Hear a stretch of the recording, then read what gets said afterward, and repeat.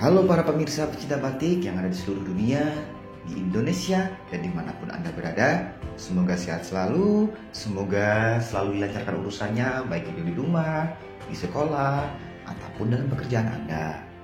Berjumpa lagi dengan kami Batik Pandanaran Pekalongan, di mana pada kali ini kita masih akan membahas makna-makna dari motif-motif batik yang ada di seluruh Nusantara. Kali ini kita masih akan membahas motif batik yang ada di Jawa Tengah, tepatnya di Pekalongan. Motif batik kali ini yang akan kita bahas adalah motif batik Jawa Hokokai, atau biasa disebut dengan motif batik pagi sore.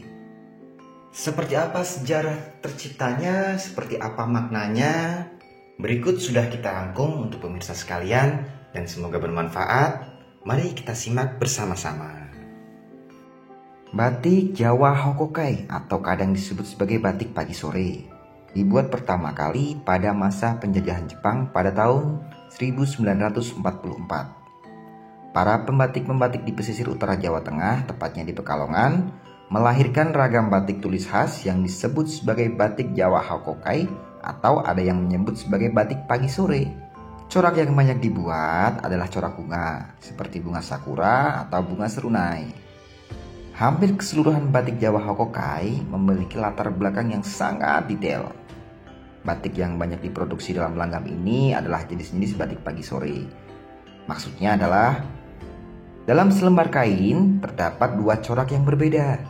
Nama yang digunakan pada batik Jawa Hokokai mengikuti nama organisasi yang dibentuk oleh Jepang pada saat itu, yaitu organisasi Hokokai pada tahun 8 Januari 1944. Batik Jawa Hokokai kala itu dipesan oleh organisasi Hokokai sebagai kenang-kenangan kepada orang-orang Indonesia yang dianggap berjasa dalam propaganda Jepang. Batik Hokokai juga banyak dipengaruhi oleh dua budaya yang berbeda, yaitu budaya Jawa dan budaya Jepang. Pengaruh budaya Jawa pada batik Jawa Hokokai bisa dilihat dari pola batik keraton, yakni parang dan kawung yang biasa diaplikasikan pada pinggiran dan tengah-tengah kain batik. Selain itu, tepiannya masih diisi lagi, misalnya motif bunga padi atau motif-motif yang lain.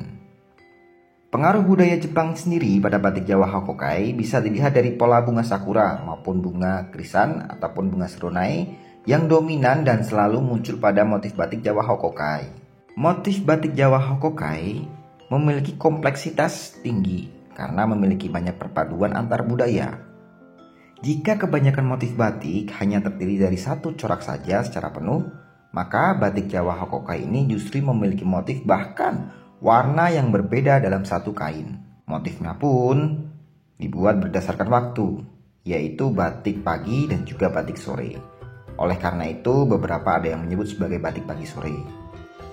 Ketika melihat motif pada kain batik ini, pemirsa akan menjumpai dua pisahan garis yang menunjukkan batik pagi dengan warna yang lebih terang dan batik sore dengan warna yang lebih gelap.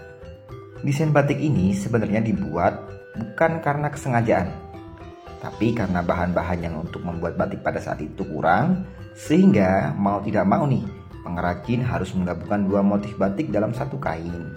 Sesuai dengan ciri khas dari batik masyarakat pesisir, kain batik Jawa Hokokai umumnya dibuat dalam warna-warna cerah dan berlatarkan tatanan motif yang rumit sehingga tidak ada bidang yang kosong. Dalam satu lembar kain batik, setidaknya terdapat 5-6 warna yang menyusunnya. Nah, salah satu motif batik Jawa Hokokai atau batik pagi sore biasa kita lihat pada motif-motif kain jarik ataupun kain sarung yang biasa dipakai sehari-hari. Batik Jawa Hokokai sendiri bukan termasuk batik larangan karena dipakai oleh berbagai kalangan, dari mulai kalangan-kalangan masyarakat bawah ataupun masyarakat kalangan menengah dan menengah ke atas. Dalam perkembangannya, motif batik Jawa Hokokai ini banyak digemari dan disukai oleh masyarakat lokal maupun masyarakat internasional.